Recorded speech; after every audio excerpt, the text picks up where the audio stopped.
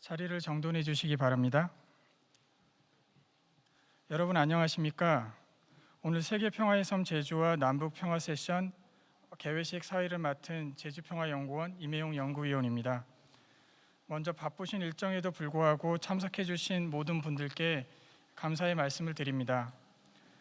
오늘 마련된 세션은 미중 전략 경쟁의 시기에 남북 평화를 위한 대북 정책의 현황과 방향, 그리고 제주의 역할을 모색하는 자리로서 의의가 있다고 할 수 있습니다. 오늘 토론회는 유튜브 방송을 통하여 전국에 생중계되고 있음을 알려드립니다. 아울러 코로나19 방역 수칙 준수를 위해 칸막이 설치 및 마스크 착용을 한 상태에서 진행한다는 점을 미리 말씀드립니다. 원활한 행사 진행을 위해서 휴대전화는 진동 또는 전원을 꺼주시면 감사하겠습니다. 행사에 앞서 진행 순서를 먼저 말씀드리겠습니다. 금일 토론회는 강민숙 제주특별자치도의회 남북교류 및 평화협력지원특별위원회 위원장 인사말씀, 제주평화연구원 한인택 원장님의 인사말씀, 김은규 아주대학교 교수님의 주제 발표와 전문가 토론, 질의응답, 폐회 순으로 진행하겠습니다. 그러면 식순에 따라 오늘 참석해 주신 분들을 소개하겠습니다. 먼저 참석하신 네 분을 소개해 드리겠습니다. 좌장을 맡아 본 세션을 진행하여 주실 강민숙 제주특별자치도의회 남북교류 및 평화협력지원특별위원회 위원장님 참석하셨습니다. 본 세션을 공동 주최하고 개회식에서 인사 말씀을 해주실 한인택 제주평화연구원장님 참석하셨습니다. 이어서 주제 발표 및 토론자를 소개해 드리겠습니다. 세계평화의 섬 제주와 남북평화 세션의 주제 발표를 해주실 김은규 아주대학교 교수님 참석하셨습니다. 이어서 오늘 전문가 토론을 해주실 강둥 한국무역협회 법률자문께서 참석하셨습니다. 국가부 북한대학원 대학교 교수님 참석하셨습니다. 김갑식 통일연구원 선임연구위원님 참석하셨습니다. 소진광 가천대학교 교수님 참석하셨습니다. 이승태 한국문화재재단 경영이사님 참석하셨습니다. 관심과 애정을 갖고 참석해 주신 모든 분들께 감사드리며 시간 관계상 일일이 호명하여 드리지 못하는 점 양해 부탁드립니다. 그럼 지금부터 세계평화의 섬 제주와 남북평화 세션을 시작하겠습니다. 먼저 강민숙 제주특별자치도의회 남북교류 및 평화협력지원특별위원회 위원장님의 인사 말씀이 있겠습니다.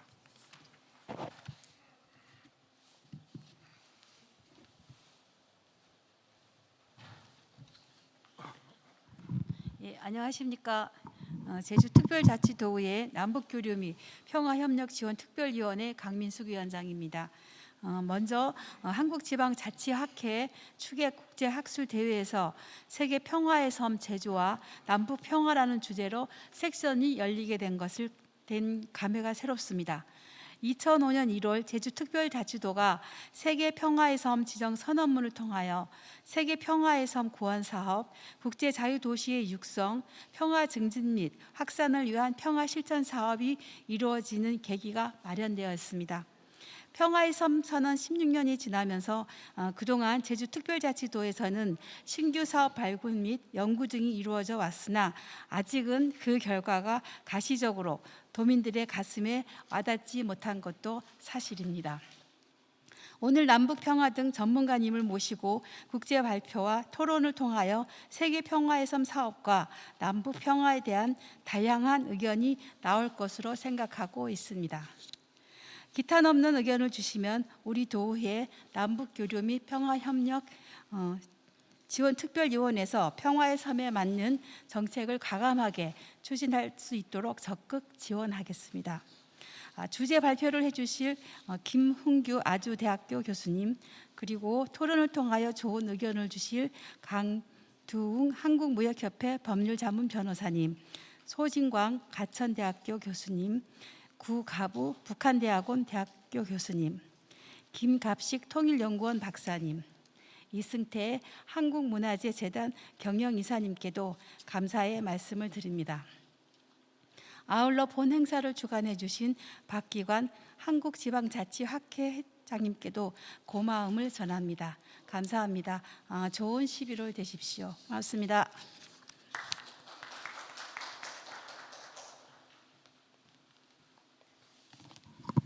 네, 다음으로 한인택 제주평화연구원장님의 인사 말씀이 있겠습니다.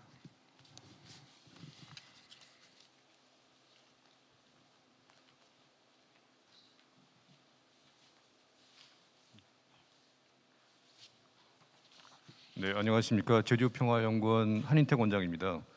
제주특별자치도의회 남북교류 및 평화협력지원특별위원회와 저희 제주평화연구원이 세계평화의 섬 제주와 남북평화를 주제로 공동으로 주최하는 학술 세션에 온라인으로 또 오프라인으로 참석해 주시는 여러분께 감사드립니다. 환영합니다. 2005년 제주도가 세계평화의 섬으로 지정되었습니다. 저희 연구원은 세계평화의 섬 실천 사업의 일환으로 2006년도에 제주도 중문단지에 설립되었습니다. 지난 15년간 한반도와 동북아 그리고 세계 평화 증진을 위한 연구와 활동을 수행해 왔습니다. 하지만 박사급 연구 인력 3명에 불과한 그 미니 연구소로서 연구 활동 수행과 사업 수행에 많은 어려움이 있었습니다. 그러던 차에 오늘 남북 교류 및 평화 협력 지원 특별위원회와 파트너십을 맺고 그리고 외부의 훌륭하신 전문가님들을 모시고 이 회의를 개최하게 되어서 저희는 마치 천군 만마를 얻은 듯한 그런 기쁨입니다. 오늘 구축한 이 파트너십과 그리고 이 확대된 협력을 바탕으로 그 세계 평화의 섬의 이상을 실현하고 그리고 평화와 협력을 위한 구상의 산실로서 저희의 역할을 다시 한번 확인하고 더 열심히 노력할 것을 말씀드리면서 인사 말씀드리겠습니다. 감사합니다.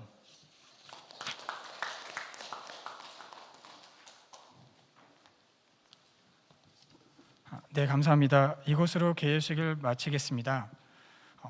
양해를 하여 주신다면 잠시 기념 촬영을 하도록 하겠습니다.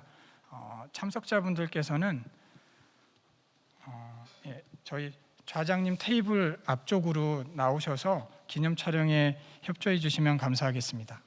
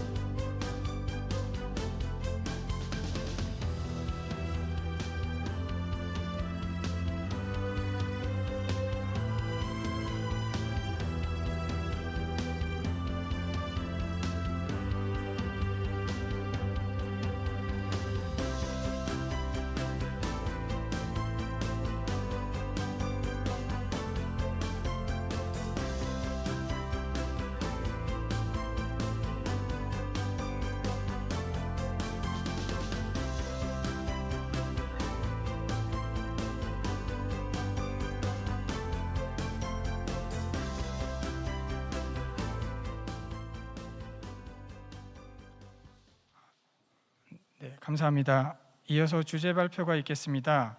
아주대학교 김훈규 교수님께서 세계평화의 섬 제주와 남북평화 세션 주제 발표를 시작하시겠습니다.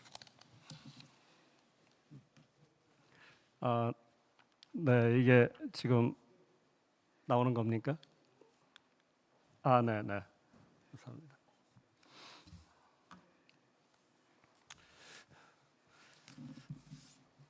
제주 평화의 섬에서 평화를 주제로 해서 이렇게 말씀을 나눌 수 있어서 대단히 영광스럽게 생각합니다.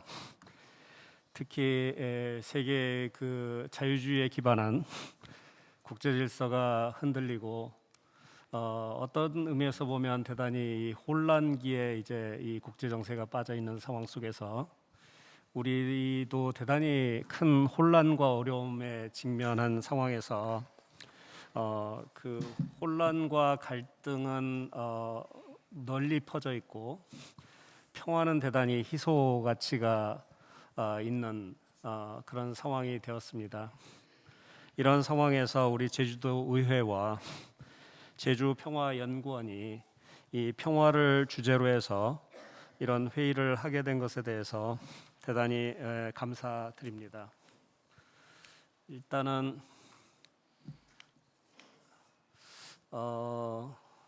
잠깐 저의 경력을 보면 여전히 그 현재 청와대 국가안보실 정책자문위원이기도 하고 외교부 외부혁신위원회 위원장 자리를 아직 여전히 맡고 있지만 오늘 발표 내용은 전적으로 저 개인의 견해라는 것을 미리 밝혀드리겠습니다.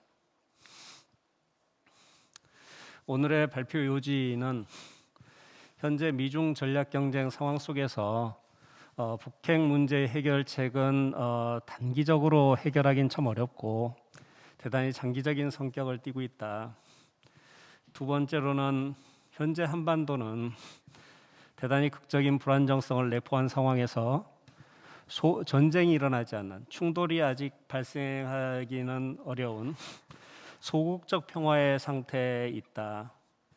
그런데 이제 본격적으로 평화를 만들어가는 어떤 적극적 평화의 달성은 사실 대단히 쉽지 않은 과제고 따라서 우리는 이상과 어떤 열망보다는 냉철한 현실적 인식을 바탕으로 해서 접근하는 것이 오히려 이상에 도달하는 길이다.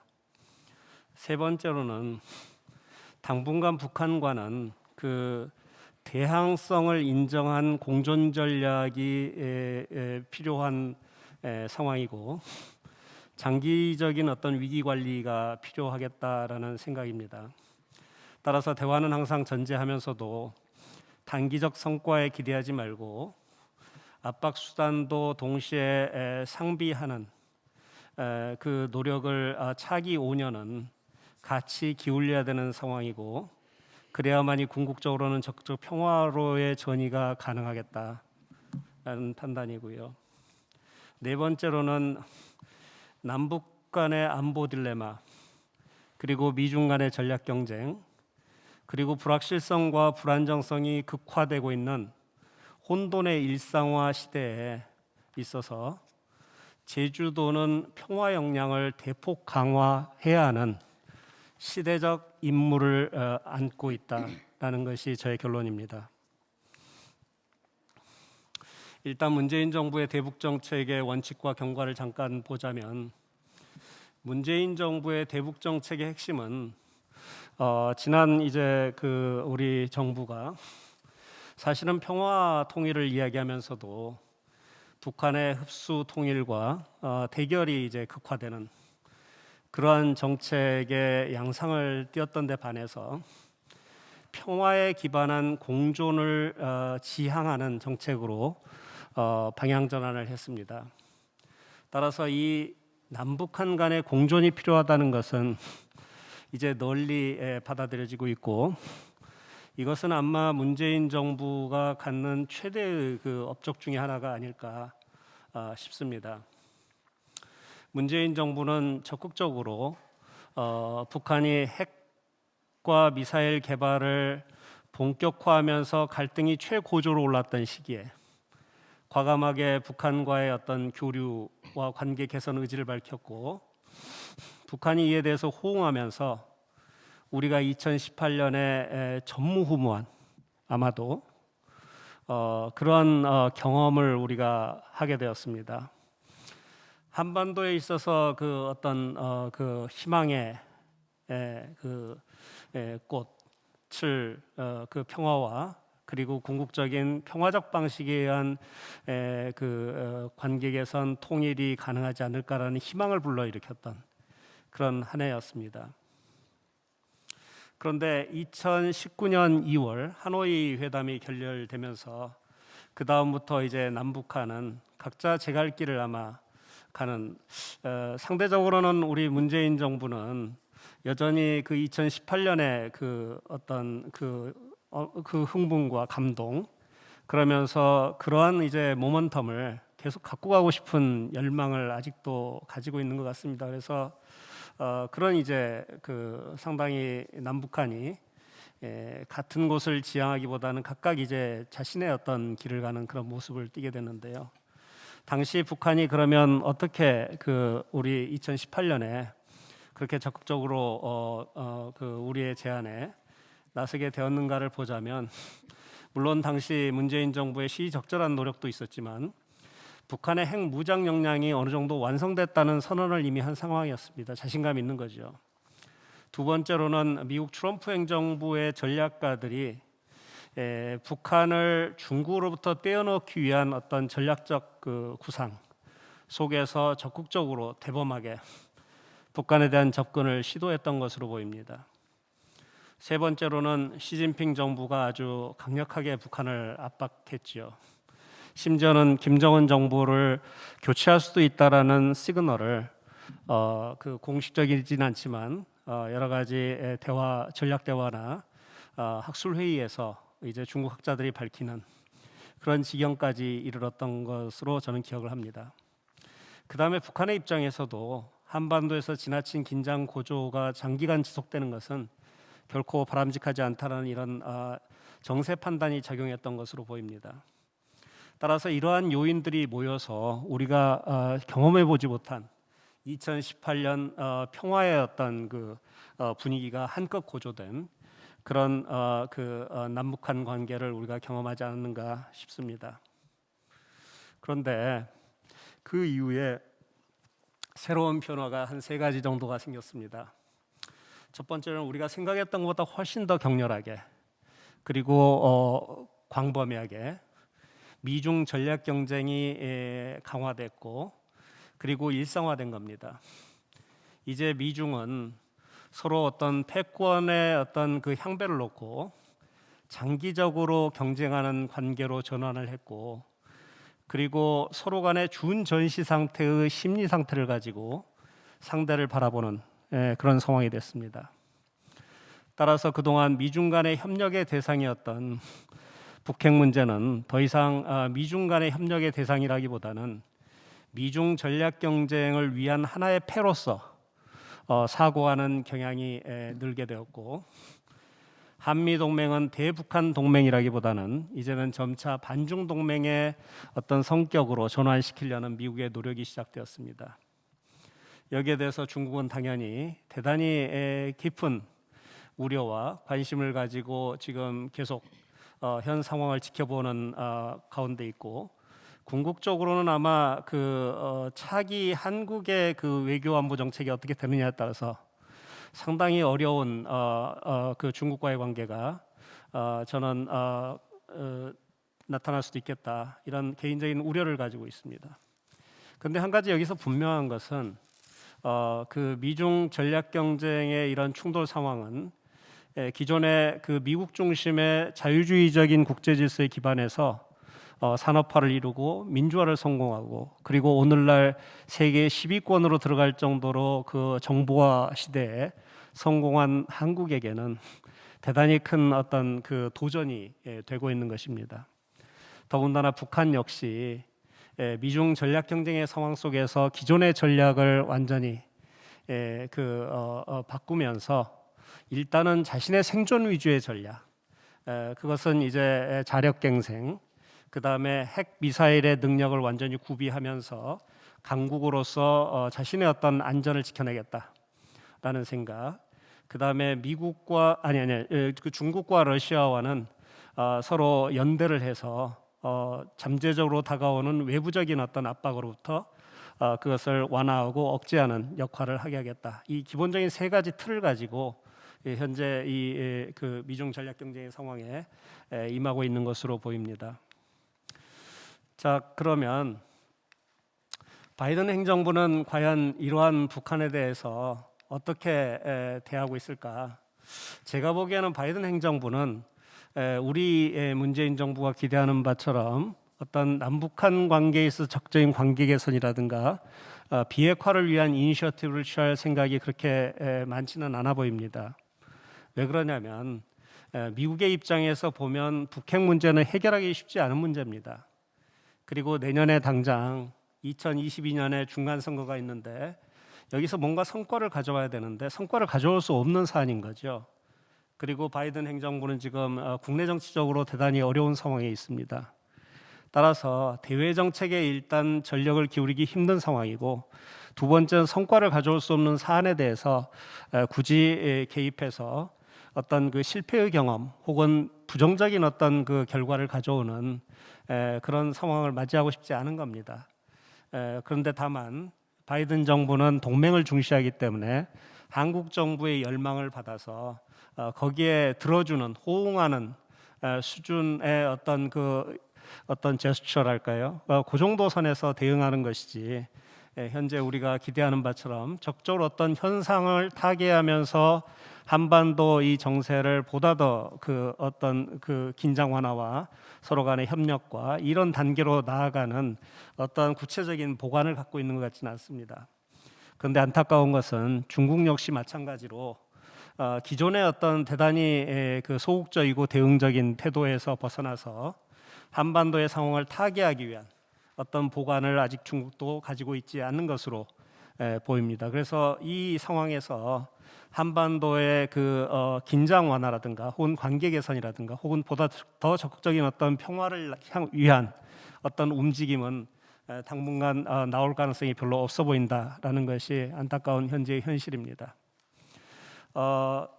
이런 상황을 이제 우리가 놓고 보자면 현재 안타까운 것이 우리는 한미 동맹을 기반으로 해서 우리의 외교안보 정책을 다 전개해왔고 그것이 근간이었습니다.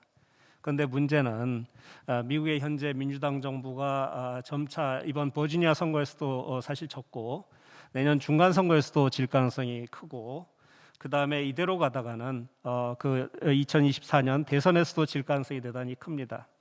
그렇게 되면 중국과의 관계는 대단히 격렬하게 어떤 그 갈등을 고조하겠지만, 실제 미국이 국제사회와 더불어서 중국을 억제하거나 혹은 현재 바이든 정부가 펴고 있는 대외 정책을 지속할 수 있는 그 역량은 대단히 약화될 것입니다.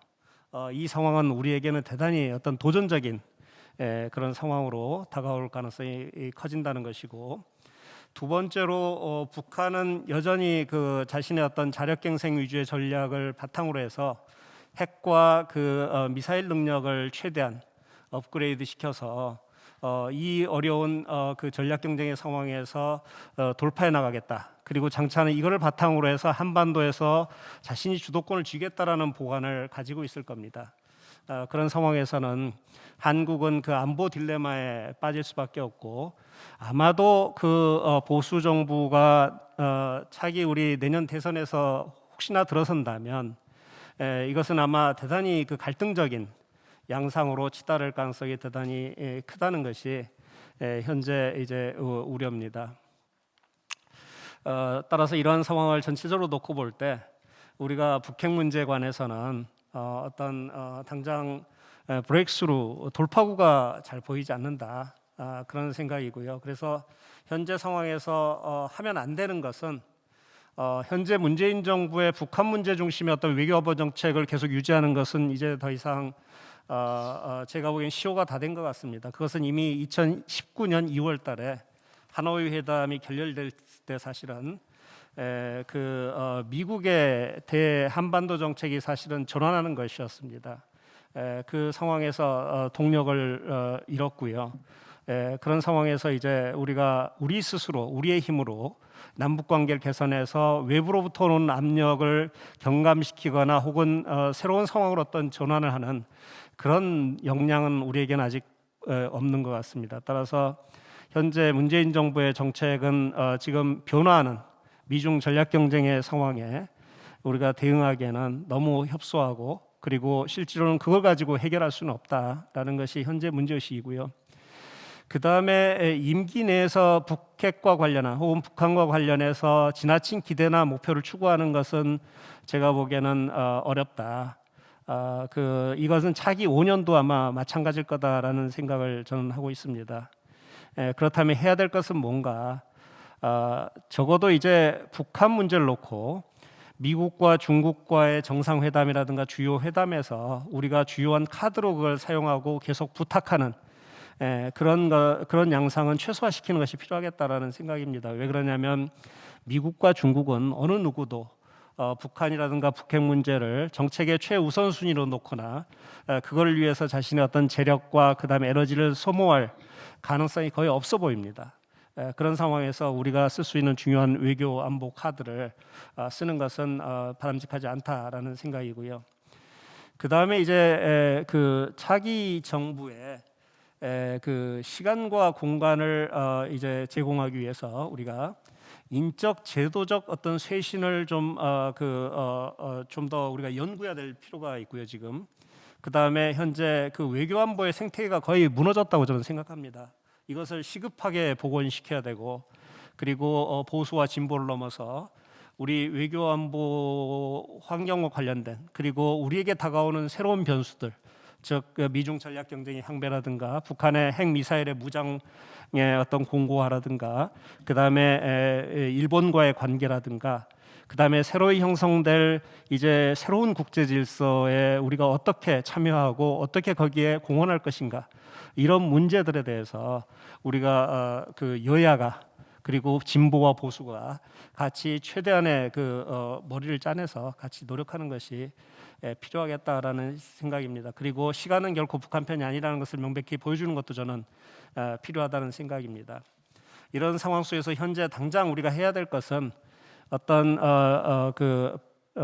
베너피트 맥시마이저의 어떤 그런 사고라기보다는 일단은 리스크를 미니마이즈하는 그런 노력이 좀 필요한 것이고, 그것은 바로 북핵 문제에 대한 중국과 미국에 대한 기대치를 제가 대폭 낮춰야 된다고 그랬고, 그다음 남북한 간은 대항성을 인정하면서 대항적 공존의 정책을 추구하는 것이 바람직하고, 북핵 미사일과 그 극초음속 미사일과 같은 그런 우리가 사실은 방어가 불가능합니다. 이런 상황에 대한 우리 스스로의 군사적 대책, 그러니까 단순한 어떤 한미 동맹에 의존하는 것을 넘어서서 우리가 어떻게 우리 스스로 이 상황에 대해서 대처할 수 있는가에 대한 보관을 반드시 찾아내는 것이 오히려 궁극적으로는 한반도 평화를 위해서 훨씬 더 도움이 되겠다. 그리고 미국과 중국으로부터는 외부적인 어떤 고기압에서 우리의 그 비용을 상대적으로 줄여나갈 수 있는, 그리고 우리의 자율성을 좀 더 넓혀나갈 수 있는 그런 공간이 되겠다, 이런 생각을 해봤습니다. 그리고 제가 이제 마지막으로 제안할 것은 이 제주 평화의 섬은 저는 대단히 아까도 이미 말씀드렸던 대로 대단히 귀한 것이라고 생각합니다. 그래서 이 제주도는 이제 그 전 세계적으로 이 평화를 갈구하고 평화를 연구하고 그 평화를 집행하기 위한 이런 보관들을 이렇게 하는 그 공간들이 이렇게 많지가 않습니다.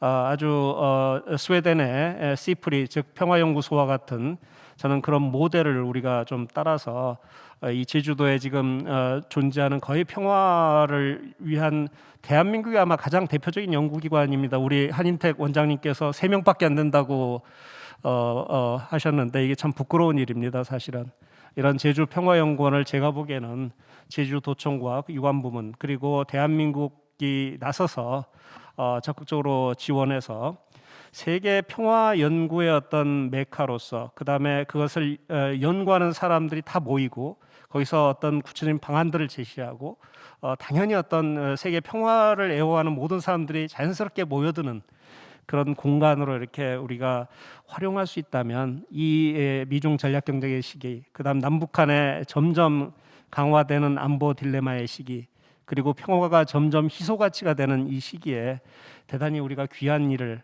하는 것이다라는 생각을 해봅니다. 저기 제가 그걸 위해서 우리가 과연 무엇을 할 것인가에 대해서 몇 가지 저기 제안을 이렇게 해놨습니다. 근데 여기 계신 지금 토론자분들께서 아마 하실 말씀도 많고 그리고 대단히 훌륭하신 분들이 다 오셔서 제가 말을 너무 많이 하는 것이 결코 도움이 되지는 않는 것 같습니다. 제 이야기는 사실 글로 다 써놔서 일단은 마지막으로 한 말씀 더 하자면 제주는 세계 불안정과 분쟁의 시대에 들어선 우리 인류 그리고 우리 모두에게 희망을 주는 평화의 꽃이 되어야 된다고 생각합니다. 친환경적인 자연 경관을 우리가 잘 보존하는 것뿐만 아니고 우리의 인류의 제도, 인류의 관계에 있어서 그 평화 연구와 관련된 조직 방안 제시 이런 종합적 역량을 보유한 평화의 섬 브랜드화를 적극 추진했으면 하는 것이 저의 바람입니다. 그래서 미래는 고정된 것이 아니라 우리가 만들어가는 겁니다.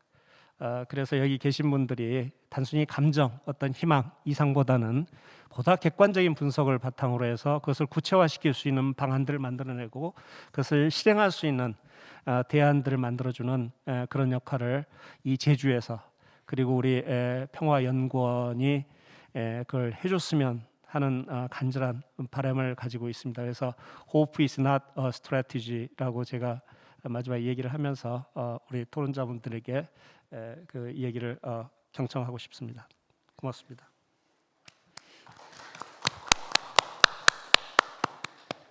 네, 김은규 교수님 발표 감사드립니다. 지금부터는 토론의 좌장이신 강민숙 제주특별자치도의회 남북교류 및 평화협력지원특별위원회 위원장님께서 행사를 진행해 주시도록 하겠습니다. 예, 안녕하십니까. 다시 한번 인사 올리겠습니다. 세계 평화의 섬 제주와 남북 평화 섹션 자장을 맡은 강민숙 제주특별자치도의회 남북교류 및 평화협력지원특별위원회 위원장입니다. 먼저 바쁜 일정과 코로나19의 어려움에도 불구하고 오늘 섹션에 참석해 주신 여러분께 감사 인사드리겠습니다. 그리고 오늘 주제를 발표해 주실 김훈구 아주대학교 미중정책연구소 소장님 대단히 감사합니다. 그리고 지금부터 토론해 주실 분을 다시 한번 소개해 올리도록 하겠습니다. 강두웅 한국무역협회 법률자문 변호사님, 그리고 소진관 과천대학교 교수님, 이승태 한국문화재재단 경영이사님 오셨고요. 김가부 북한대학원 대학교 교수님, 김갑식 통일연구원 박사님께 또 다시 한번 감사의 인사를 드리면서 소개해 올렸습니다.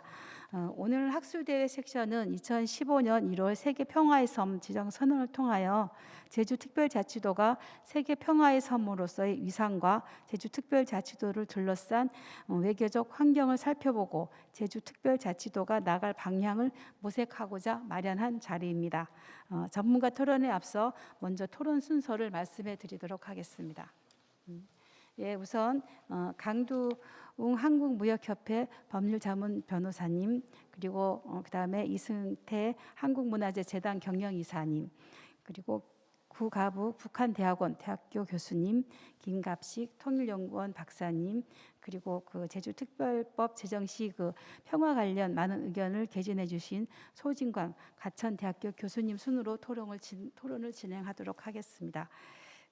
전문가 토론이 종료가 되면요, 자유로이 질의응답을 진행하고 질의응답이 끝나면 본 섹션을 폐회하는 것으로 진행을 하도록 하겠습니다.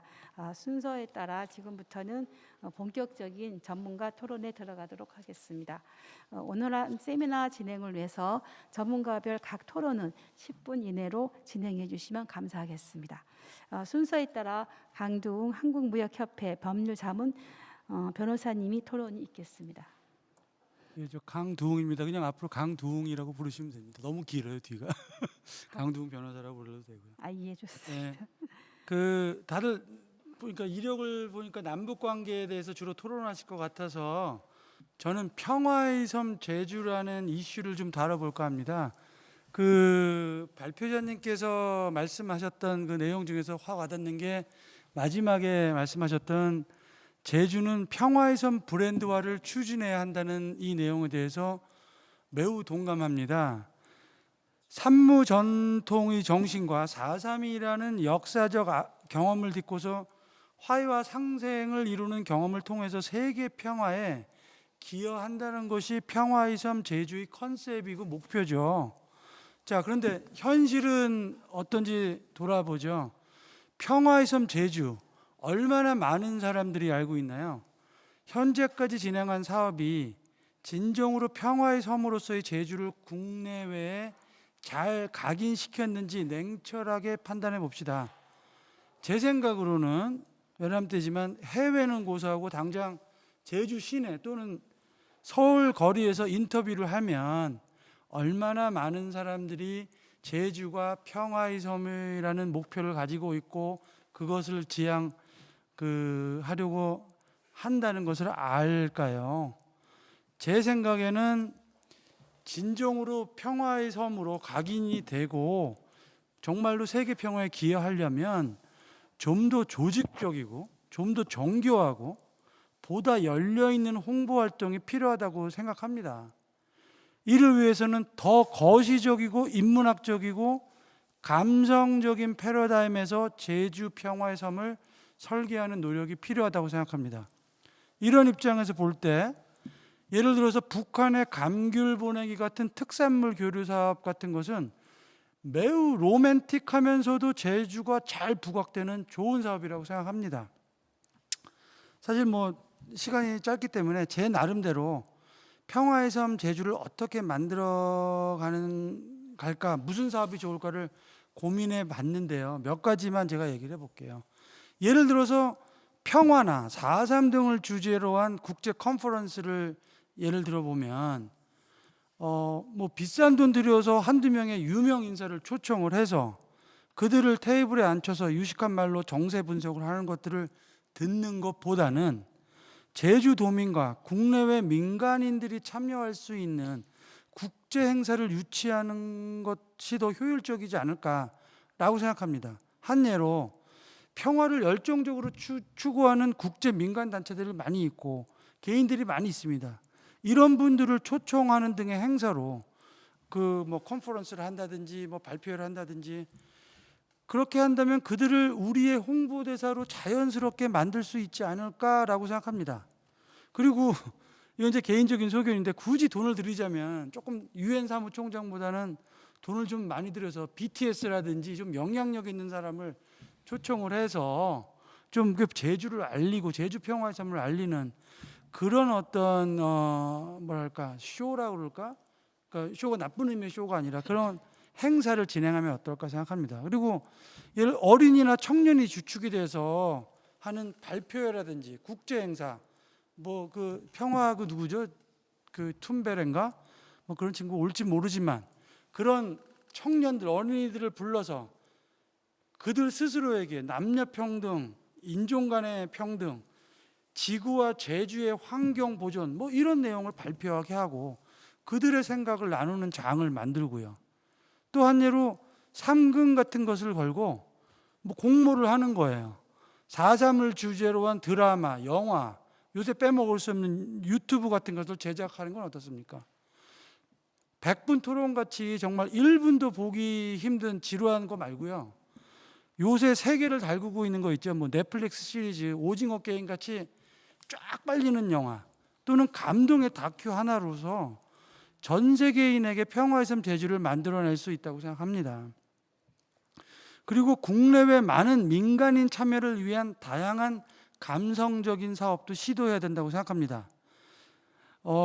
예를 들면은 어떤 특정한 건물, 사람도 안 오는 그런 걸 질 게 아니라 넓은 잔디밭, 놀이터가 있는 카페 같은 걸 만들고 찾아오는 어린이들과 엄마 아빠에게 제주의 산무 정신을 알려주고 놀이, 게임 등을 통해서 이를 실천해 보도록 하는 체험의 장이나 열린 공간을 만드는 것이 좋은 아이디어라고 생각합니다. 또 제주도에는 의외로 구석구석에 전 세계에서 온 외국인들이 되게 많아요. 그들을 상대로 평화의 섬 제주 관련 행사, 공모, 컨퍼런스 등을 개최할 수도 있다고 보고요. 그럼 그분들이 자국으로 돌아가서 자신들이 제주에서 살면서 접했던 것들을 그 동네 사람들에게 또 알리지 않겠어요? 그리고 마지막으로 이건 제 욕심인데 한 걸음 더 나가서 우리 제주인이 기술적 진보, 예를 들어서 뭐 AI라든가 블록체인 등의 4차 산업이나 또는 새로운 금융 시스템으로서의 변화 등을 잘 대응을 한다면 미래의 제주는 싱가포르 같이 물류의 중심, 제네바 같이 금융의 중심 또는 실리콘밸리와 같이 하이텍의 중심지가 되지 말라는 법이 없다고 생각합니다. 민간 중심의 경제 외교가 세계 평화를 만드는 초석이 될 수 있지 않을까요? 결론으로 미래는 탈중앙화의 방향으로 나간다고 저는 믿습니다.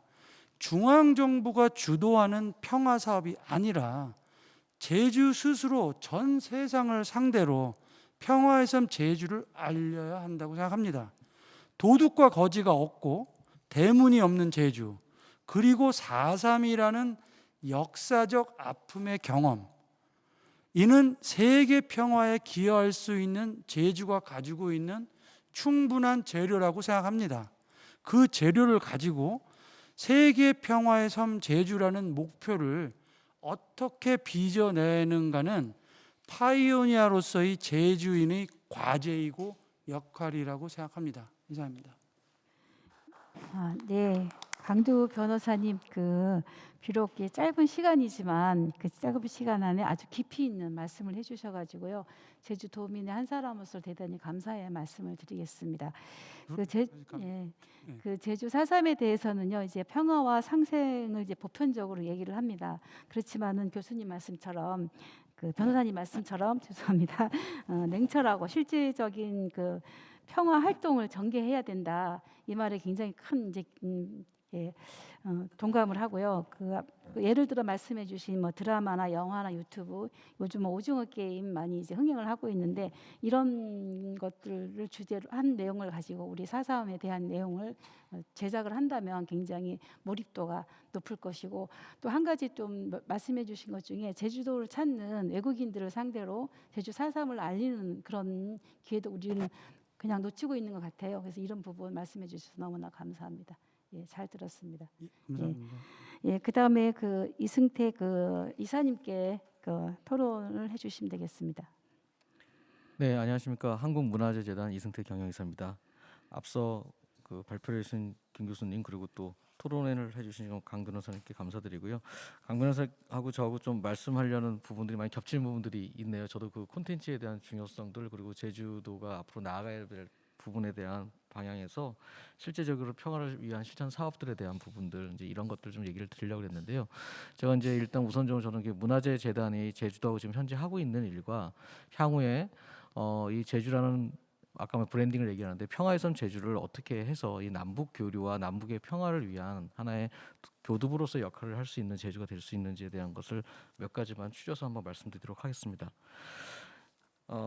며칠 전에 한번 기사를 보다 재밌는 기사였는데, 오징어 게임 말씀 자주 하시는데, 제주도가 오징어 게임에서 두 여성이 외국도 아니고 한국도 아닌 이상한 섬 제주 그러면서 대사 때문에 세계인들이 구글 트렌드에서 100점 만점을 줬더라고요. 그리고 다들 외국 분들이 제주도 어디냐, 하여브 더 좋은 데다 그래서 가보고 싶다 그러고, 하여튼 그만큼 이런 제주에 대한 이미지나 또 제주가 지금 각광을 받고 있는 부분들도 어떤 그런 콘텐츠의 힘에 있어서의 하나의 역할이라고 생각을 합니다.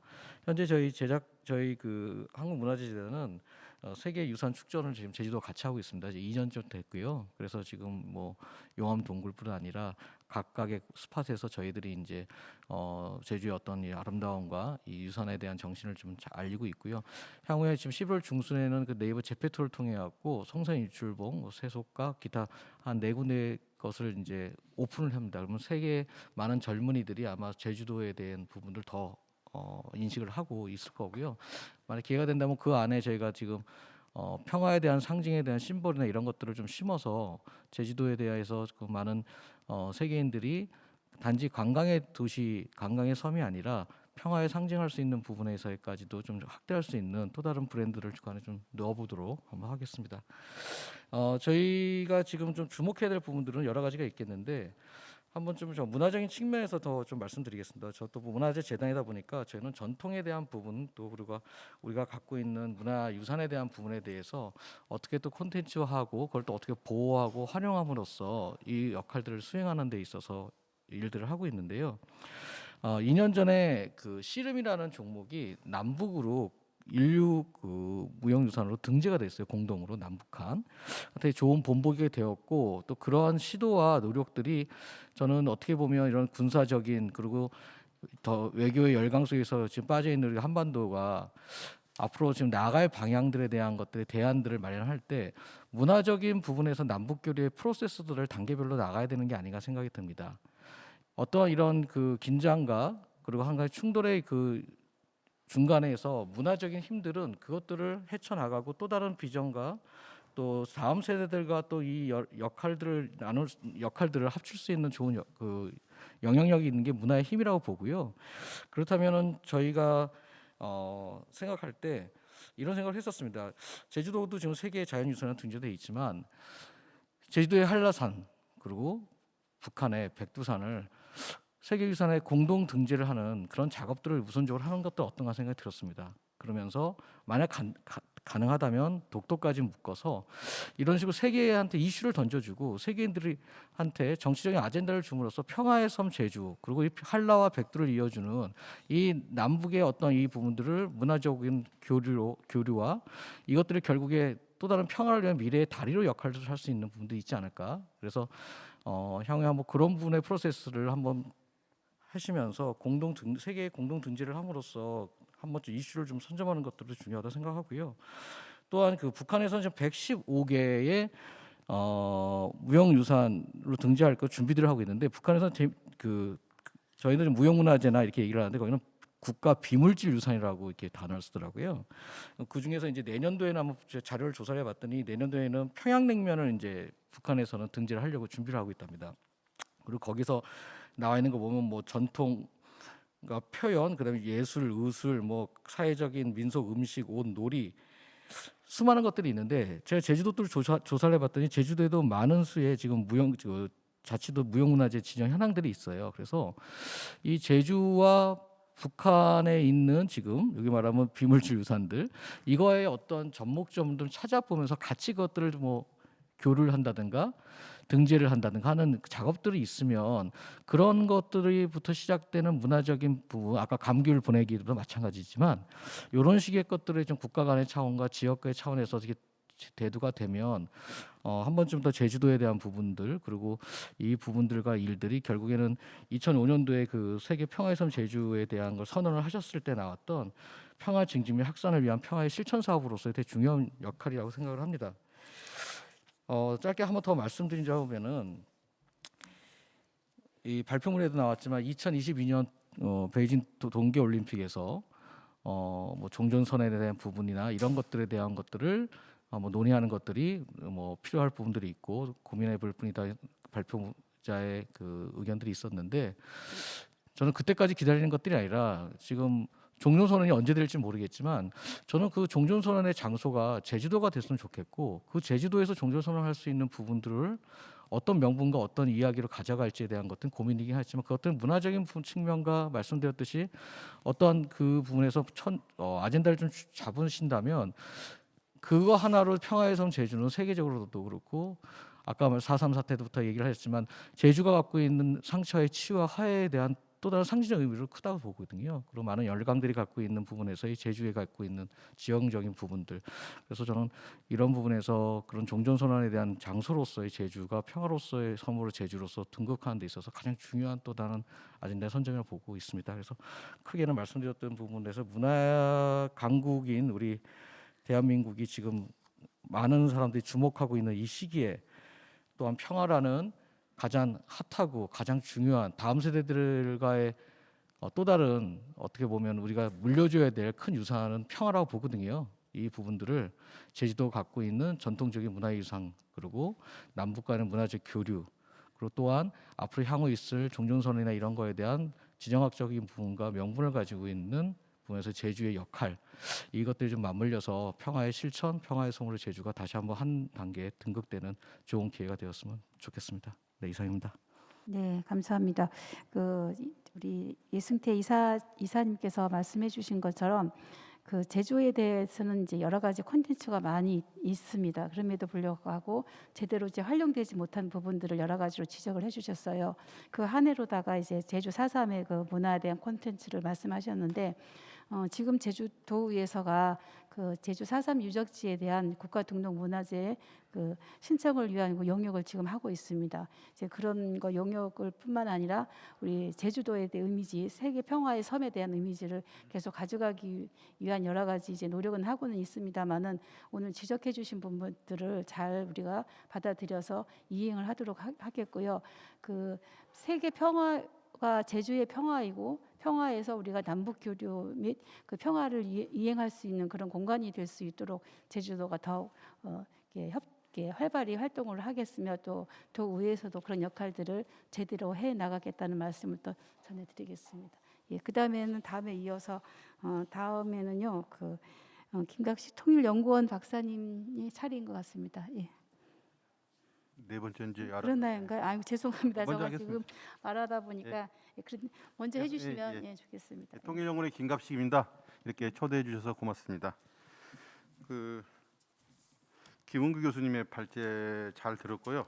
제가 여기 내려오기 전에 그 제주평화연구원하고 우리 연구원하고 협력 사업을 예전부터 해왔기 때문에 그 제주평화연구원이 그 이른바 지식애교 뭐 그런 차원에서 많은 역할을 했다는 것을 높게 샀습니다. 그런데 아까 한인태 원장님 인사말 할 때 깜짝 놀란 게 그 이제 박사급 연구원이 3명밖에 없다.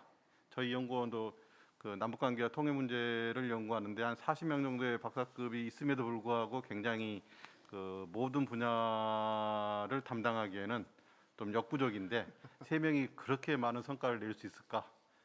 워낙 뛰어나신 분들이라서 더 지원을 안 해주신지는 모르겠는데 어쨌든 그 안전적인 재원 확보가 되어야지 그 지식 가능한 평화 연구를 할 수 있을 것 같습니다. 그래서 외교부나 도 차원에서 그 이런 그 재원 확보 부분에 대해서 좀 더 신경을 써주는 게 그 제주도 평화의 섬 그런 취지에 맞지 않을까라고 생각이 듭니다.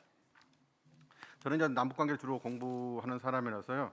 그 김 교수님의 발제 잘 들었고요. 미리 발제문을 보내주셔서 잘 읽어봤습니다.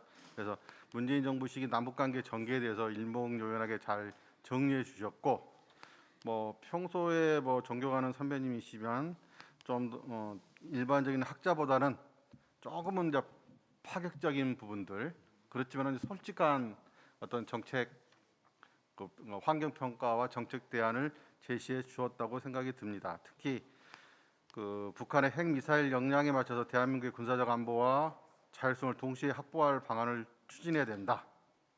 대양전 공정 정책을 추진해야 된다. 이러한 부분들은 그 이제 저같이 좀 결단력이 없는 사람들은 감히 말할 수 없는, 특히 해안가 결단력이 있으신 그 학자만이 과감하게 의견을 제시할 수 있는 부분이라고 생각이 듭니다.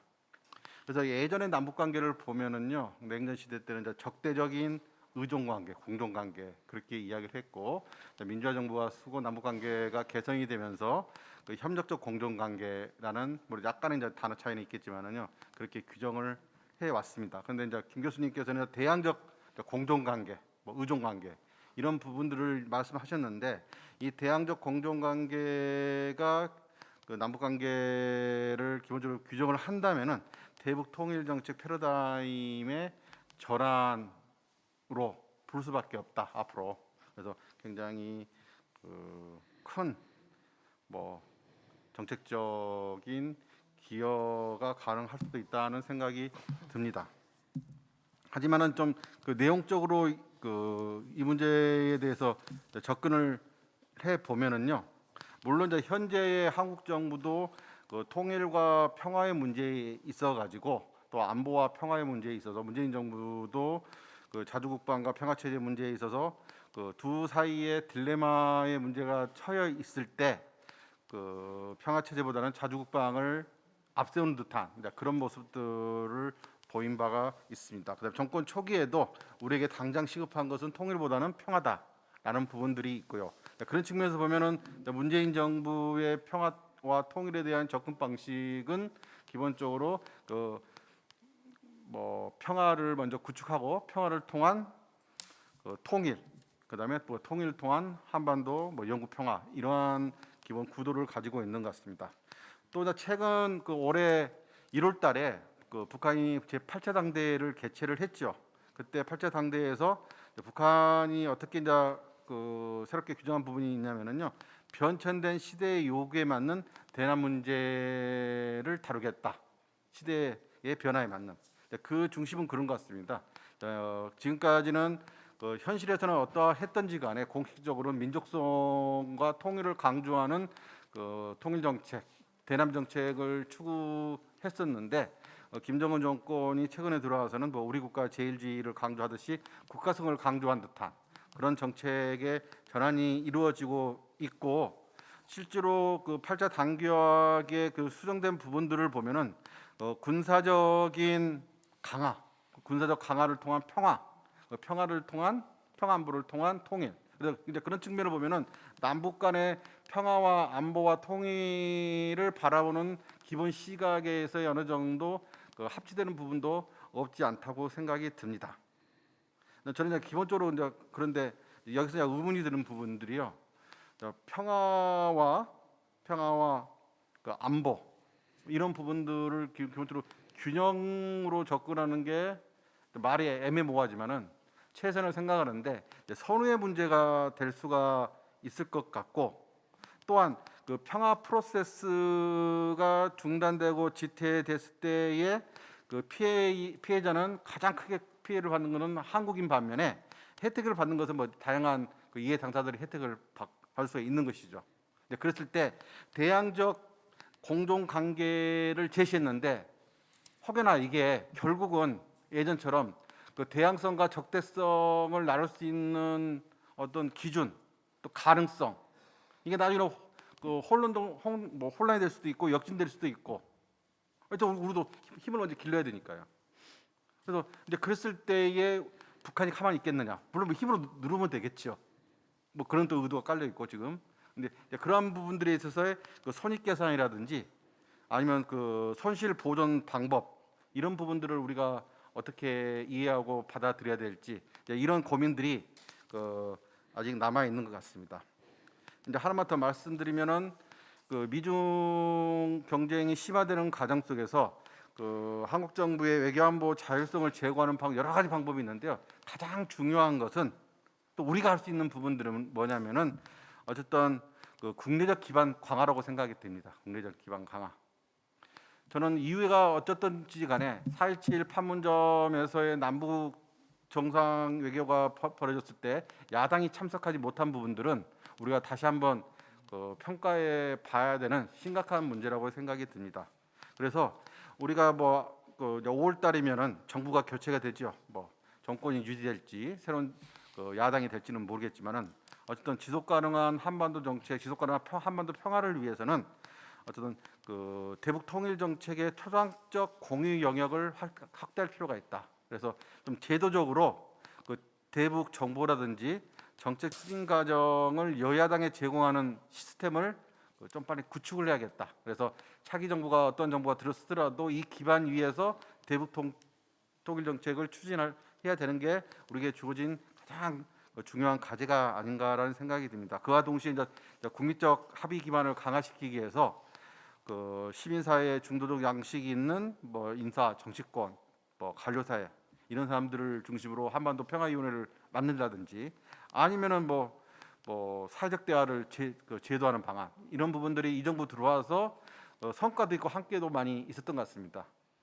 서울시는 정부 통일부보다는 좀 더 발전된 모습들을 보이는 측면도 있었는데요. 이런 부분에 대해서 우리가 좀 더 심각하게 고민을 해야 될 것 같고, 어쨌든 남북 관계가 안정적으로 가기 위해서는 남북 합의, 판문점 선언을 비롯해서 남북 합의에 대해서 국회 비준 동의라든지, 또 기존의 남북 관계를 규정하는 여러 가지 법률이 있는데 이게 시대적으로 좀 뒤처진 부분들이 굉장히 많습니다. 그래서 새로운 시대에 맞게끔 정비를 함으로써 법적인 안정성을 담보를 하는 것이 어쨌든 지속 가능한 대북 정책, 대북 통일 정책을 추진할 수 있는 토대가 되지 않을까 그런 생각들을 해보았습니다.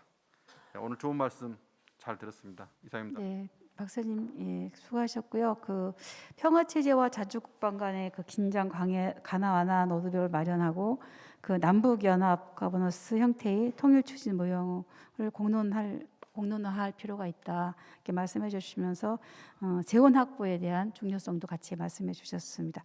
예, 다음은요 국가부 그 북한대학 고대 대학교 교수님께서 토론해 주시겠습니다. 예, 고맙습니다. 그 제주도 의회와 제주평화연구원이 주최하는 회의에 참석하게 돼서 큰 영광입니다. 김은기 교수님 발표의 뒷부분, 그러니까 저도 거꾸로 토론을 하려고 하는데 제주 평화의 섬 만들기 얘기를 좀 하고 김은기 교수님한테 몇 가지 좀 질문을 던지는 방식으로 하겠습니다. 개인적으로 전 평화의 섬 만들기는 일종의 평화 운동이라고 생각을 하고 있고요. 평화 운동, 평화 연구자들의 큰 경구 중에 하나가 평화란 국가에 맡기기에는 너무나 중요하다는 경구가 있습니다. 그러니까 즉 어떻게 보면 뭐 지방자치단체, 뭐 제주와 같은 섬 이런 주체들이 그 평화 만들기에서 어떻게 보면 가장 중요한 주체로서 등장할 수도 있다라는 생각을 갖고 있고요. 그 역사적으로 보면 이 4.3의 경험은 그리고 그 4.3을 치유하는 과정들은 어떻게 보면 가장 모범적인 저는 갈등 전환의 사례라고도 해석해 줄 수 있을 것 같고 적극적으로 세계 각지에 좀 일종의 좀 표현이 그렇습니다만 수출할 수 있는 모델이 될 수도 있거든요. 그러니까 우리가 어떤 것을 수출한다 그러면 이렇게 손에 잡히는 재화들만을 생각하는데 이 아이디어 같은 것들을 전 세계에 알릴 수 있는 좀 그런 생각들이 좀 필요하지 않을까 싶고요.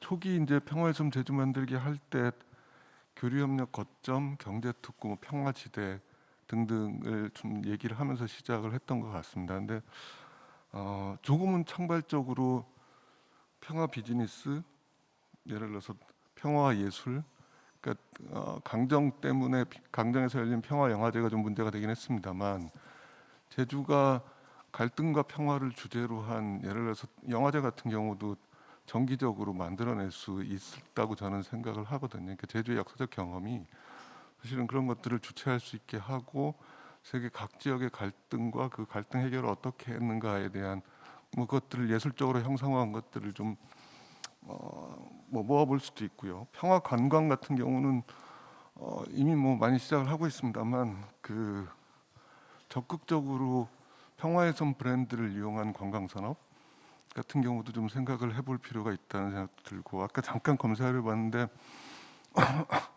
평화의 섬이라는 게임이 있더라고요. 그러니까 그 뭐랄까 무슨 생각이 있냐면 평화의 섬을 브랜드화하기 위한 그 예를 들어서 청년 스타트업 같은 것들을 지원하는 것도 좀 생각을 해볼 수 있을 거예요. 청년들의 상상력 속에서 평화의 섬이라는 것들을 어떻게 사업적으로 만들어낼 수 있을까에 대한 고민 같은 것도 좀 가능하지 싶고요. 그리고 뭐 인프라 얘기는 많이 했습니다만 평화 연구의 중요성은 뭐 아무리 강조해도 지나치지 않습니다. 그리고 평화 연구가 평화 교육하고 함께 갈 수 있으면은 가장 이상적인 거죠. 그러니까 예를 들어서 그 제주 평화학교 같은 경우들을 전 세계인을 대상으로 한번 운영해 볼 수도 있습니다. 그러니까 제주의 역사적 경험들을 소개해주고 각 지역에서 온 그 학생들이 자기 지역에서 벌어지는 갈등이 어떻게 평화적으로 전환됐는가에 대한 이야기를 함께 할 수 있는 그러니까 뭐 가칭 제주 국제 평화 캠프 같은 것들 열 수도 있는 거죠. 그러니까 조금은 좀 상상력을 좀 많이 발휘할 수 있는 사업들을 좀 시도해 보면 어떨까 하는 생각이고요. 또 하나 그 평화의 섬 제주 관련해서 제가 요즘 주목하는 거는 그 탄소 중립 시대의 생태주적 가치를 실현하는 제주. 그러니까 아마 신재생 에너지 비율이 제주가 그 다른 지역보다는 상대적으로 높을 거고 그 신재생에너지를 둘러싼 사실은 갈등 같은 경우도 제주가 좀 심한 곳 중에 하나이기도 한데, 그러니까 실제로 그러니까 이 평화의 섬이 생태주의적 가치를 어떻게 실현할 것인가에 대한 고민 같은 것들을 좀 하면서 뭐 청사진 같은 걸 좀 제시해 본다고 할까요? 다른 지역에 이렇게 좀 모델을 수출하는 문제일 수도 있는 것 같고요. 좀 더 상상력을 높이면 제주도 차원에서 탄소 중립 그 뭐죠? 일종의 로드맵 같은 경우를 제시할 수도 있을 것 같아요. 그러니까 우리가 지금 탄소 중립 얘기하면 국가 차원에서 얘기하는 거고, 지금 우리가 2050이지요. 중국은 2060일 텐데 도 차원에서 뭐 도의회나 지방 정부 같은 경우 충분히 생각해 볼 수 있는, 그리고 평화섬이 갖는 그 가치들을 좀 실제 정책으로 만들 수 있는 가능성도 높기 때문에 생태와 평화가 함께 갈 수 있는 모델 같은 것도 좀 구상해 볼 수 있지 않을까라는 생각도 들고, 아까 몇 분이 그 남북 화해 협력의 공간으로서의 제주 또 뭐 충분히 상상 가능한 영역이라고 생각도 좀 듭니다. 그리고 그 김은규 교수님 발제하고 연관시켜 생각하면, 그러니까 아마 중국과의 연관성이 지금은 코로나 때문에 많이 닫혀 있습니다만 제주만큼 큰 지역이 없을 거잖아요, 한국에. 그러니까 어떻게 보면 좀 더 과도한 상상일 수도 있는데, 미중 전략 경쟁 속에서 그 둘의 화해와 협력을 위한 공간으로서 제주를 좀 정의해 주는 것도 괜찮은 발상일 거다. 그리고 그건 앞으로 코로나가 열리게 되면 다시금 진지하게 고민할 수밖에 없는 상황이 도래할 거라는 생각도 좀 해봤습니다. 그리고 그 시간이 많이 지났습니다만 김은규 교수님한테 몇 가지 이제 질문 좀 드리면,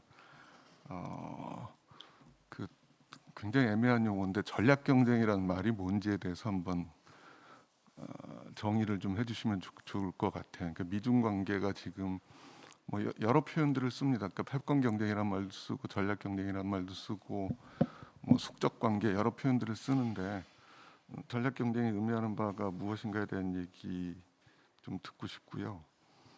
그 베이징 올림픽 패럴림픽 기간에 평창 올림픽 패럴림픽 때처럼 일정한 성과를 거둘 수 없다고 생각하시는 거죠? 김 교수님 교수님. 죄송한데 좀 소리를 예. 키워줬으면 좋겠습니다. 끝내겠습니다. 저만 예. 들리는 것 그러니까 같지가 평창 올림픽 패럴림픽 기간에 그 한반도 평화 프로세스를 위한 진전의 계기가 좀 만들어질 수 있을까 하는 고민이 좀 있는데 의견 좀 듣고 싶고요. 그리고 그 대항적 공존이란 표현은 형용모순 아닌가요? 그리고 지금 상태하고 그렇게 다르지 않은, 어떻게 보면 지금의 현상을 유지하자는 말씀이신지 좀 듣고 싶고요. 김은 교수님 얘기를 좀 듣고 있느라면 북한을 사실상의 핵국가로 인정하는 절차를 생각하고 계신다는 느낌이 좀 강합니다. 그게 국내 정치적으로 수용될 수 있을까에 대한 고민이 좀 있고요. 그 아까 이제 트럼프 행정부의 대북 정책을 중국과 북한을 이렇게 좀 띄워놓으려고 했던, 그러니까 다르게 표현하면 북한을 친미 국가화하려는 시도라고 해석을 한다면, 거기에 대한 그러니까 아까 시진핑 정권이 김정은 정권의 교체까지 얘기를 했다고 말씀하셨는데 실제 중국의 반응이 어땠는지, 원래 김 교수님 중국 전문가시기 때문에 좀 듣고 싶은 말씀이 좀 있고요. 그리고 북한의 전술 핵무기 그 발전 보면 언급이 있는데 아마 가장 민감한 국가는 일본인 것 같아요.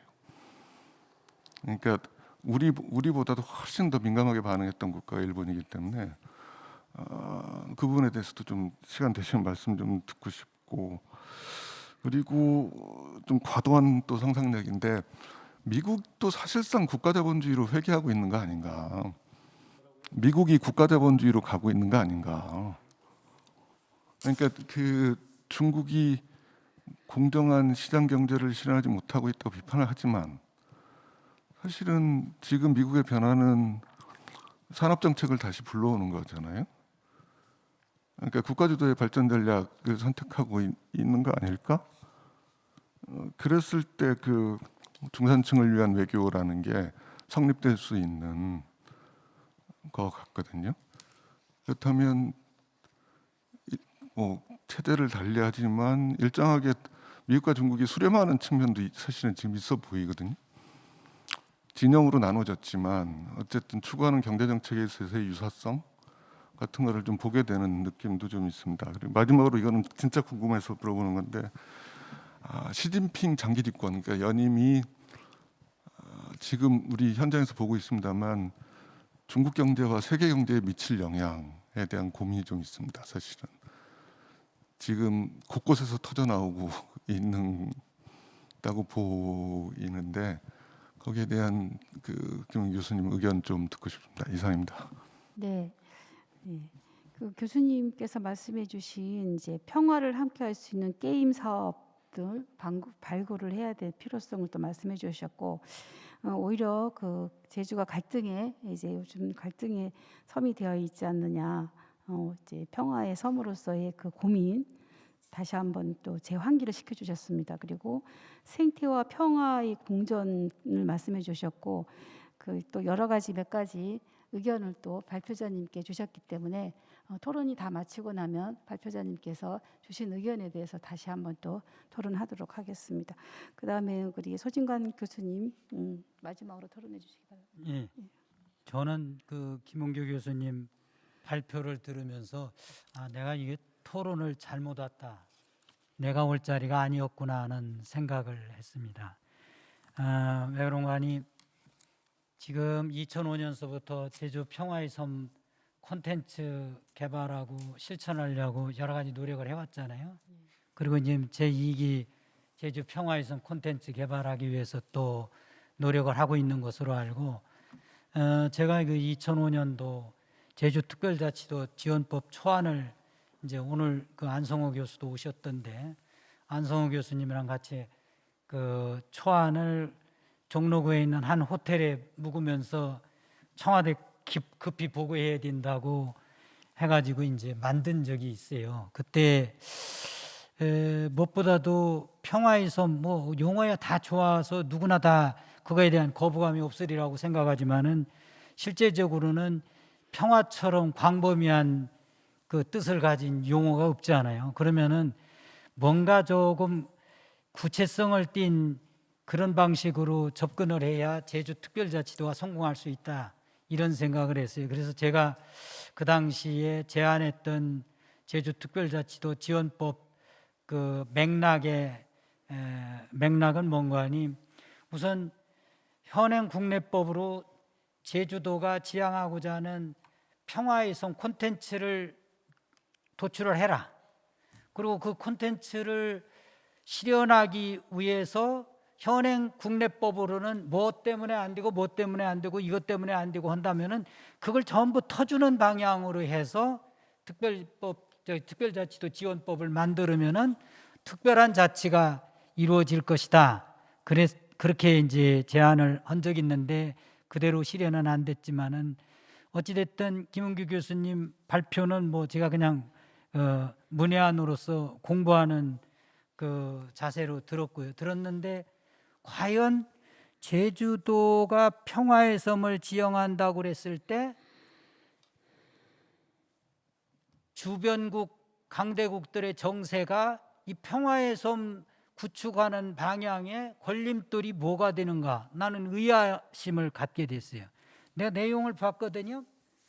저기 그 세계 평화의 섬 지정 2단계 사업 추진 상황하고 1단계 했던 걸, 미중 갈등 관계가 여기에 어떤 영향을 미칩니까? 이거 하는데 무슨 영향 미치는 거 봤어요? 미중 때문에 이거 못했다, 난 그 전혀 그럴 게 없어요. 이거 하면 됩니다. 미중 관계없이, 러시아에 무슨 뭐 저기 관계없이. 다만 뭐가 문제냐, 국내에서 이게 역할 분담이 잘 안 됐거나 그런 거죠. 이게 제주 평화의 섬을 이와 같이 정치적으로 접근하고 행정적으로 접근하고 그러니까 안 되는 거예요. 지금 저기 제가 내가 잘못 왔구나 하다가 그래도 나도 이 할 얘기가 있다고 생각을 하게 한 두 분이 강두웅 변호사하고 이승태 이사님이 여기 계신데, 문화적인 접근 이거 하는데 무슨 이게 관계가 있습니까? 이게 뭐 소련이나 일본이나 이것 때문에 제주도가 지금 하려고 했던 이런 몇 가지 사업들을 하는데 지장이 있었다, 그런 거 있으면 한번 해가지고 그런 물꼬를 트는 그런 모임이 중요하지, 이게 무슨 매번 이 제주도에 와서 논의를 해보면 콘텐츠도 합의가 안 돼요. 콘텐츠도. 그래서 제가 심지어는 하도 답답해서 2005년도에 그 당시에 이제 제주도가 국제기구 국제대학을 유치하려고 굉장히 노력을 했습니다. 그런데 가관이에요. 이건 무슨 그냥 국내 대학은 전혀 염두에 둘 수도 없는 정도로 지원을 해주면서도 외국 대학은 그거 가지고 좀 더 받으려고 하다 결국 안 됐잖아요. 예? 왜 이런 저자세로 나갈까? 우리가 콘텐츠가 좋으면은 자기네들이 오고 싶어서 저기 올 수 있어야 되는데 그것도 안 되더란 얘기죠. 그래서 저는 그 제주 평화의 섬은 콘텐츠 개발이 우선이어야 되고, 물론 뭐 제주 도민들이 다 합의를 하는 거라면 좋지만은, 그리고 콘텐츠 개발을 통해서 그것이 현행 국내법으로 뭐가 안 되는 거 있으면은 제주 특별자치도 그 지원법 체계에서 좀 그 요구를 할 수 있어야 되는 거고. 그래서 제가 마데이라 케이스를 그 당시에 시민조 대사가 이제 포르투갈 대사 이제 뭐 그래서 이제 그 친구이고 그래서 그 양반 도움을 받아가지고 마데이라 케이스를 접목을 하려고 했던 거예요. 그런데 뭐 제주도에서 나는 마데이라 뭐 그 좋지도 않은데 그거 접목해가지고 뭐냐 방법을 배우라고 그랬지 마데이라 그 발전상을 배우라고 한 게 아니거든요. 예? 마데이라가 포르투갈에서 특별자치도를 운영하면서 어떻게 포르투갈 중앙정부하고 접근하고 협상하고 마데이라와 관련된 사항에 대해서 마데이라 목소리가 반영되도록 하는가 하는 것을 그 접근 방법이 중요한 거예요. 근데 뭐 나중에 뭐 다른 얘기하고 뭐 그래서 야 도대체가 이 본질을 이해하지 못하고 딴 얘기하는구나 하는 같은 생각을 들었는데, 우선 평화라는 개념이 우리가 이제 자유라는 개념하고 같이 놓게 되는 경우가 많단 말이에요. 그래서 제가 평화를 봤어요. 이제 토론하기 위해서 봤더니 대체적으로 합의된 게 free from war와 conflict, 전쟁이나 갈등으로부터의 자유로운 거. 그 다음에 두 번째가 가난으로부터 자유로운 거, 세 번째가 질병으로부터 자유로운 거, 그 다음에 네 번째가 무지로부터 자유로운 걸 이게 평화로 보더라 이거니. 그럼 여러분 한번 생각해 봅시다. 제주도가 평화의 섬으로서 진짜 세계 누구나 공인하는 그런 정도의 발전상을 거두려면은 어떤 테마를 잡아야 될 건가? 이것부터 정해야 돼요.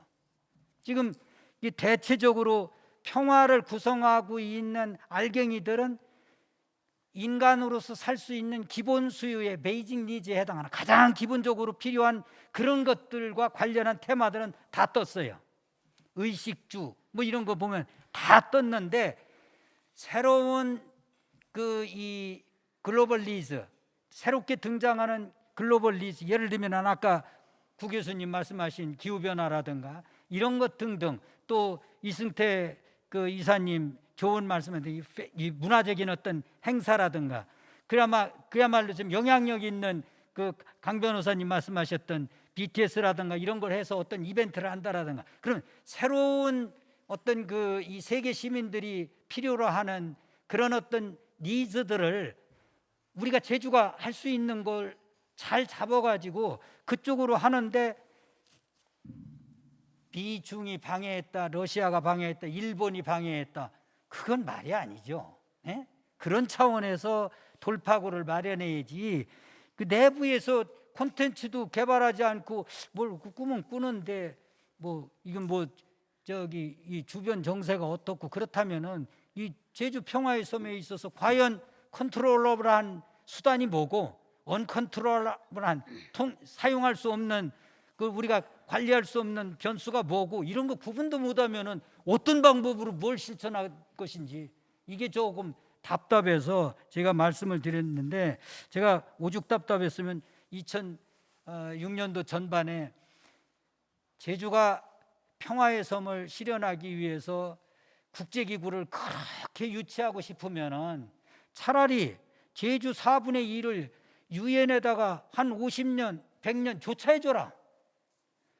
그리고 뭐 그 안에 있는 사유지를 뭐 뺏어가지고 다 사용권 주자는 얘기가 아니고, 사유지는 그대로 두면서 나머지 가지고 유엔이 세계 평화를 위해서 할 수 있는 역할을 하다 보면은 아마 몇 가지 국제기구는 벌써 들어왔을 거리 아마. 그랬더니 매국노라고 해서 제가 접었습니다만 나중에. 그래서 이제 나중에 그래가지고 할 수 없이 두 번째로 제안한 게 뭔가 하니, 제주를 몇 개 등분으로 해서 세계 그 페스티벌이든지 어떤 그 문화 행사를 유치할 수 있는 구간으로 나누자. 그래서 100개 나라가 참여한다면 100구간 하는 거예요. 그래서 여기는 브라질 존, 여기는 이탈리안 존, 여기는 그 잉글랜드 존, 그래가지고 1년을 몇 개 주간으로 나눠가지고 브라질 주간 해서 브라질 문화축제 할 수 있도록 전부 하고, 각 구역마다 그 내부에서 저 스탬프 찍을 수 있는 저기로 하면은 세계 시민들이 전부 세계 문화의 다양성을 보려면 어디 가느냐, 제주도에 가야 된다, 이런 얘기가 나오면은 평화라는 그런 숙제도 저절로 풀릴 수 있지 않은가 하는 그런 생각을 했었던 겁니다. 그런데 어쨌든 저는 그 제주 평화의 섬 접근 방법을 국제 정세니 어떤 이런 것도 상당히 중요하겠죠. 물론 뭐 중요 없다는 얘기가 아닙니다. 그보다 다 급한 게 있어요.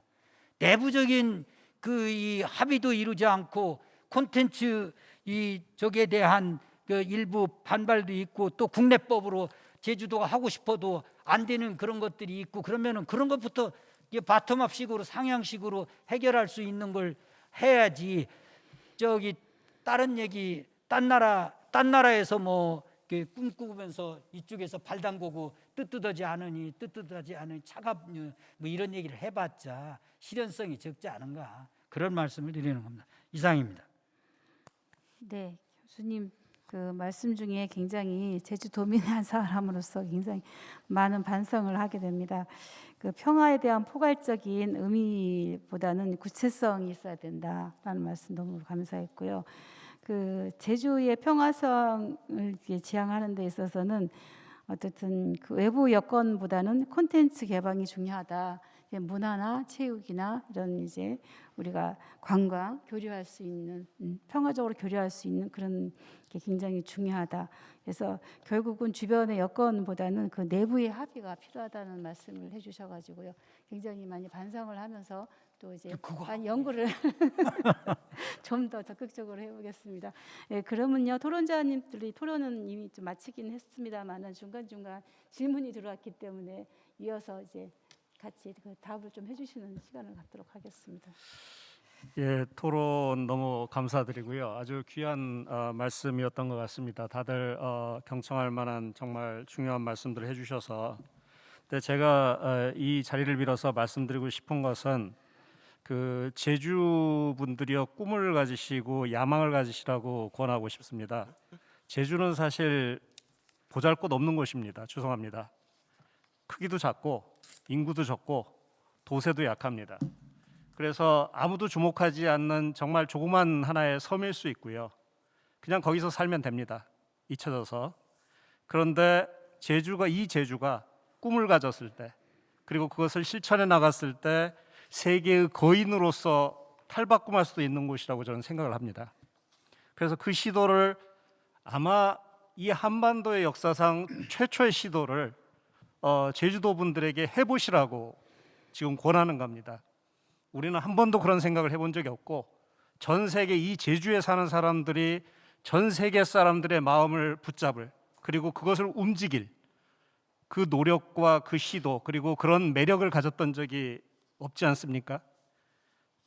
그것을 위해서 우리가 비전을 가지고 목표를 세우고 이걸 과감하게 실천하는 게 중요한데, 먼저 비전을 가지기 위해서는 결국은 그 아까 우리 소진광 선생님께서 우리 결국은 국내 문제가 중요한 거 아니냐라고 말씀하시는데, 그 말은 전적으로 옳습니다. 그런데 문제는 문제의식과 이 문제 제기를 하기 위해서는 우리가 당면한 문제가 과연 무엇인가를 정확히 이해하는 것이 사실 중요하다고 생각합니다. 그것은 글로벌 문제, 지역 문제, 그다음에 우리 한반도의 문제, 그리고 우리 이 제주의 문제, 이거에 대한 인식이 사실 서로 다 연결돼 있습니다. 이것들을 정확하게 이해하는 것이 중요하고요. 그거에 기반해서 우리가 비전을 가지고, 비전이라는 것은 평화의 섬을 만든다는 거 아니겠습니까? 목표를 세우자. 이거는 이제 단순히 한반도에서의 어떤 평화라든가 이런 소극적이고 어떤 의미에서는 상대적으로 좁은 의미가 아니고, 제가 제안하는 것은 세계에서 인정받는 평화의 어떤 기지, 혹은 평화의 꽃, 혹은 평화의 보석, 그리고 인류 문명의 표본을 보여주는 곳, 이것을 만들 가능성이 저는 대단히 높은 곳이라고 생각합니다. 이 제주가. 그리고 그건 아까 우리 강도웅 선생님께서 말씀하셨나요? 그 새로운 산업의 어떤 발전, 그다음에 그 관련된 윤리 문제, 그다음 우리 소직망 선생님께서 말씀하신 또 그런 어떤 그 여러 가지 신재생에너지라든가, 혹은 환경, 생태, 비핵화, 그다음에 어떤 생명에 대한 존중, 뭐 이런 것들이 사실은 대단히 그 평화와 관련된 그 화두들 아니겠습니까? 이것을 다룰 수는, 집약적으로 다룰 수 있는 가장 중요한, 세계에서 가장 아름다운 곳, 그리고 그 연구 기지, 그리고 모든 그것을 다루는 사람들이 한 번쯤은 와보고 싶어하는 곳, 그 제주를 만들어 주시기를 바랍니다. 그러기 위해서는 어떻게 과감하게 실천해라. 결국은 인물하고 이 재정 지원이 저는 결정적인데, 제주의회와 제주도, 그리고 이 대한민국이 과연 그러한 제주를 키우려는 야심과 그리고 그런 의지, 목표를 가지고 있는가, 이것이 결국은 이제 핵심적인 우리 소중광 선생님의 질문 아니겠습니까? 그것을 해주시라고 저는 요청을 드리고 싶습니다. 인물은 아까 UN 보고 이렇게 하라는데, 사실은 민족국가체제에서는 그 말이 안 되죠. 그 제주 사람들이 하셔야 됩니다. 네, 그 역할들을 제주가 왜 못합니까? 그래서 그 제주 사람들이 그런 인물들을 모으고, 그런 인물들이 자연스럽게 오게끔 하고, 우리 뭐 이 자리에 계셔서 좀 그렇긴 하지만 우리 한인택 평화 원장님 같은 경우는 국제적으로 통할 수 있는 인물 아닙니까? 그리고 사고도 유연하고, 저런 인물이 어디 있습니까? 저런 양반들 활용하고, 우리 국어부 선생 얼마나 그 상상력이 풍부합니까? 저런 분들을 모셔서 같이 토론하고 같이 일을 꾸며나가고, 그리고 우리 이 자리에 계신 우리 그 의원님들, 꿈을 가지고 그것을 실천할 수 있게끔 하고, 적극적으로 나서서 중앙정부로부터 재정 지원을 확보하고, 아까 우리 누가 얘기했습니까? 우리 김각식 박사님께서 말씀하신 대로, 야, 통일연구원이 40명인데 그거 가지고도 어려운데 세계의 평화 문제를 논하는데 3명 가지고 지금 하라는 게 얼마나 부끄러운 일입니까? 사실 이거 차마 말로 담기 너무 부끄러운 일입니다. 대한민국에 있어서 평화연구원이라는 곳에 단 3명의 박사가 있다. 그리고 그 대한민국이 평화를 가장 절실히 구한다. 이거는 대단히 그 모순적인, 그리고 차마 입에 담기 부끄러운 얘기입니다. 그래서 그런 부분들을 과감하게, 사실은 그냥 관료적으로 우리가 이것을 해결하려고 하면 기존에 있는 걸 가지고 잘 이렇게 다루고, 그런데 재능을 가지신 분들이 이제 대체로는 관료고요. 비전을 가진 사람이 필요한 것 같습니다. 타결을 할 수 있는 그런 분들을 적극적으로 발굴해서 지원해 주시고, 그리고 제주도 뭔가 자랑할 수 있는 그 브랜드를 이제는 만들고 그걸 실천할 수 있는 수단들을 갖게끔 하고 하는 의지를 이제 구체적으로 좀 보았으면 좋겠다라는 생각입니다. 그래서 총론적이고, 제가 말이 길어서 죄송합니다. 한 가지만 더, 우리 국가부 선생님께서 워낙 많은 질문을 해주셔서 이 정부와 다른 게 뭐냐? 이 정부에 저는 그 큰 공헌이, 아까도 말씀드렸지만 남북한에 기본적으로 공존을 해야 된다라는 겁니다. 그래서 우리가 이 핵을 가진 북한과 전쟁을 할 수는 없지 않겠습니까? 결국은, 그리고 지금 21세기에 누가 전쟁을 해서 그 현상을 변경하고 자신의 국가 목표와 의지를 달성하려고 하는 것 자체가 사실은 말이 안 됩니다. 그래서 공존에 기반해서, 그렇지만 현실적으로 북한이 핵을 가지고 있는 것을 인정하는 법적인 문제가 아니고, 현실적으로 우리가 느끼는 위협 아닙니까? 그리고 북한이 이미 선언한 문제고, 바로 그것은 구별돼야 된다고 생각합니다. 그리고 당위의 문제하고 또 다르고요. 그래서 그런 현실적인 문제에 대해서 우리가 어떻게 답할 것인가, 이런 문제들을 사실은 이 제주평화연구원에서 해주셔야 됩니다. 통일연구원과 같이 힘을 합쳐서 거기에 대한 답을 내주셔야 됩니다. 사실 국가부 선생께서 말씀하신 모든 질문에 대해서 바로 제주평화연구원에서 해줘야죠. 그리고 그 답을 내주고 이렇게 하는 것이 대한민국에 나갈 길이고, 그리고 중국, 미국, 일본 봐라, 이게 우리의 답이다, 우리가 같이 나가야 될 답이다라고 할 수 있어야 되는데 지금 그럴 수 없는 환경이라는 것이 대단히 안타까운 것이죠. 그리고 평창 올림픽과 같이 우리가 북경 올림픽 기간 동안 뭔가를 할 수 있지 않을까라는 생각을, 기대를 많이 가지고 있고 노력을 하는 것으로 알고 있습니다. 그런데 거기에는 여러 가지 많은 변수들이 존재하는 것 같아요. 일단은 북한조차도 자신이 없어하는 것 같아요. 그래서 뭔가 좀 더 창의적인 아이디어와 보다 적극적인 이제 접촉과 그 소통이 필요한데 그것조차도 쉽지는 않아 보여요. 네, 그래서 생각보다는 어려울 거다라는 것이 저의 예측인데, 그럼에도 불구하고 가능성은 있기 때문에 어떻게 합니까? 하는 데까지 최선을 다해봐야죠. 또 그것이 안 되면 이제 제주평화연구원, 그 다음에 통일연구원, 그리고 우리 국가부 선생님 같은 분들이 그 다음 답을 내주셔야죠. 그것이 이제 제가 책임 회피 같기는 하지만 오히려 그 역할들을 좀 적극적으로 해주시고, 제주가 좀 더 비전을 가지고 세계의 거인으로 태어나주길 바라는, 그리고 그럴 기회가 저희는 주어졌다고 생각합니다. 이제는 대한민국 국력과 현재 세계가 주목하고 있는 대한민국의 역량, 이것들을 고려하면 우리 충분히 할 수 있는 그 공간들이 주어졌습니다. 그것들을 적극적으로 활용해서 타게 나가자라는 것이 이제 저의 제안입니다. 예, 오늘 그 주제 발표회에서 마무리까지 말씀해 주신 김윤규 교수님께 다시 한번 감사 인사드리고요. 어쨌든 오늘 지금 토론회는 이걸로 이제 마치게 됩니다. 그래서 지금부터 질의응답 순서를 갖겠는데요. 혹시 오늘 참석하신 분들 중에 질의응답이 있으시면 말씀해 주시면 좋겠습니다. 오늘 그 제주특별자치도의 고은실 의원님 함께해 주셨거든요. 예, 의원님 너무나 감사합니다. 의원님 일정도 굉장히 빠듯하신데도 불구하고 이렇게 남북 교류에 대해서 관심을 가지시고 함께해 주셨습니다. 또 뭐 그 외에 또 안 계십니까? 질의응답은 아니고요. 아, 예. 그 소진공 선생님, 교수님 하신 말씀을 예. 정말 거의 110% 동감하는데, 사실은 저도 이 발표문을 쓰면서 톤을 많이 줄였어요. 그래서 야, 이게 내가 와도 되냐. 근데 이게 마이크를 마이크 대고 가까이 마이크 대고, 죄송합니다. 제가 마이크를 대면은 항상 노래가 나와갖고 근데 지금 말씀하신 그게 저랑 일맥상통하는 게 뭐냐면, 물론 정치학적 분석, 뭐 세계 뭐 있어야겠죠. 주변국에 대한 되게 중요한데, 지금 우리가 추진하고자 하는 세계 평화의 섬 제주는 주체는 제주인이 돼야 된다는 건 100% 동감하고요.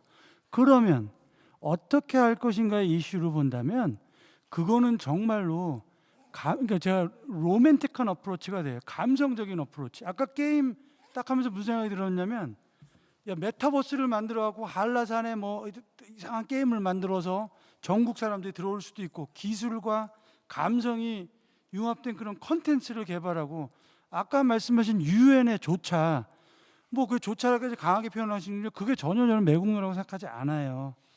무상임대해서 유엔 애들이라고 죄송합니다. 유엔 들어오면 지들끼리 뭐 회의하고 뭐하고, 제가 그 얘기 하시는데 한 아이디어가 뭐가 있었냐면, 라스베가스를 지금 가보면 라스베가스가 도박의 도시라고 생각하잖아요.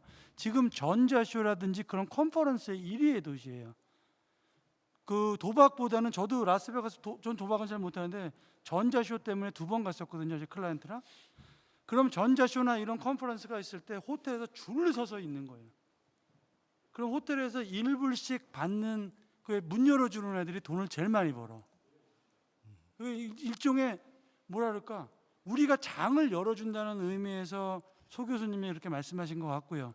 그런 장을 열어주면 지들이 알아서 할 수 있도록 감성적인 아이들을 모아서 우리가 컨트롤하고 규제하고 판단하고 어떤 정치적인 분석을 하는 게 아니라 여러 사람이 그 안에 발 담글 수 있도록 만드는 게 되게 중요하다고 생각합니다. 네.